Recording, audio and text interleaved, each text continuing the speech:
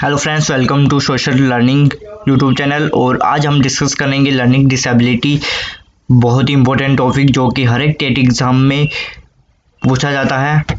मैं आपसे प्रॉमिस करता हूं कि इस वीडियो को देखने के बाद लर्निंग डिसेबिलिटी से जो भी क्वेश्चन आएगा आप करके आओगे और पूरे से पूरे नंबर लेकर आओगे। चलिए शुरू करते हैं बिना टाइम वेस्ट किए।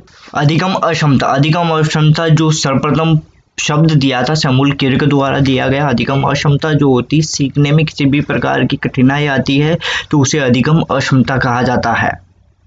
यहाँ से कभी कभार टेट एग्जाम में क्वेश्चन पूछा जा सकता है कि अधिगम अक्षमता शब्द सर्वप्रथम किसने दिया था, तो याद रख लीजिएगा सैमुअल किर्क द्वारा दिया गया। अधिगम अक्षमता के भी विभिन्न प्रकार हैं, हम उन प्रकारों को डिस्कस कर लेते हैं।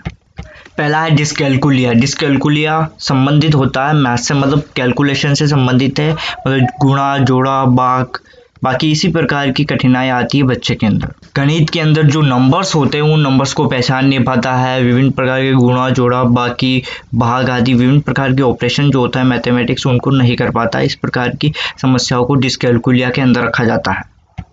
तो आगे चलते हैं। अब है डिस्ग्रेफिया। डिस्ग्रेफिया जो तो ग्रेफ से आप याद रख लेना। आप ग्रेफ का मतलब हम जैसे ग्राफ बनाते हैं वो लिखने से संबंधित होता है।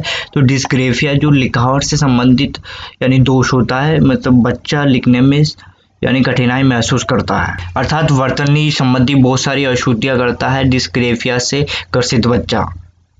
ये हमारे सामने चित्र दिया गया है। चित्र इसलिए दिया गया है ताकि आप यानी जो भी पढ़ो उसको दिमाग के अंदर एब्जॉर्ब कर पाओगे, ज़्यादा देर तक टिक पाएगा आपके।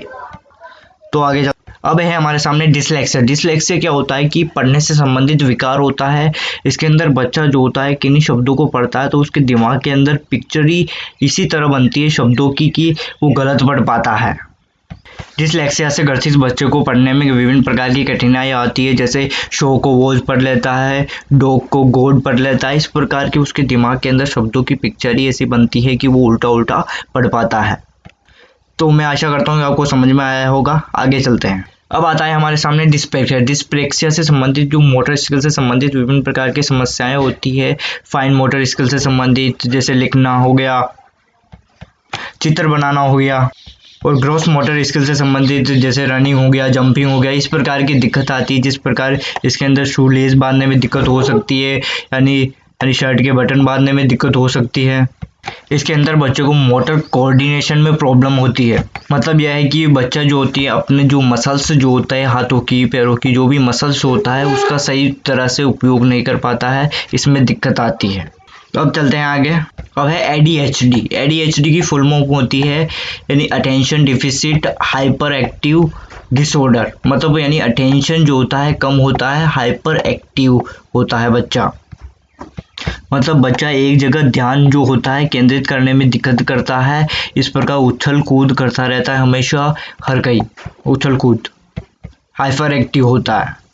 इसके अंदर मान लीजिए जैसे ADHD से जो ग्रसित बच्चा है वो जो होता है, जैसे कक्षा में एक टीचर पढ़ा रहा है परंतु यानी सारे बच्चे पढ़ रहे हैं परंतु एक जगह यानी केंद्रित ध्यान कर रहे हैं, परंतु ये बच्चा ADHD से ग्रसित है। तो मतलब ये बच्चा जो होता है एक जगह ध्यान केंद्रित जो कक्षा में पढ़ाया जा रहा है उस पर ध्यान केंद्रित नहीं है, इसका ध्यान कहीं हर कहीं जा रहा है, मतलब एक जगह टिक नहीं पा रहा है इसका।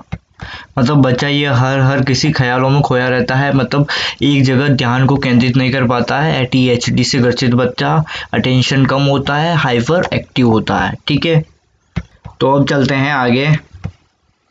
अब है अफेजिया। अफेजिया याद रख सकते हो। फेज आपको पता है बोलने से संबंधित होता है विकार, मतलब बोलने से संबंधित लैंग्वेज को कम्युनिकेशन करने में और समझने में दिक्कत आती है। इस बच्चे को प्रोड्यूस नहीं कर पाता है लैंग्वेज को, मतलब बोलने से संबंधित विकार होता है। याद रख लिएगा दोस्तों कि अफेजिया फेज से संबंधित होता है, फेज जो होता है बोलने से संबंधित होता है। याद रखिए लैंग्वेज कम्युनिकेशन में दिक्कत होती है, प्रोड्यूस करने में दिक्कत होती है अफेजिया के अंदर।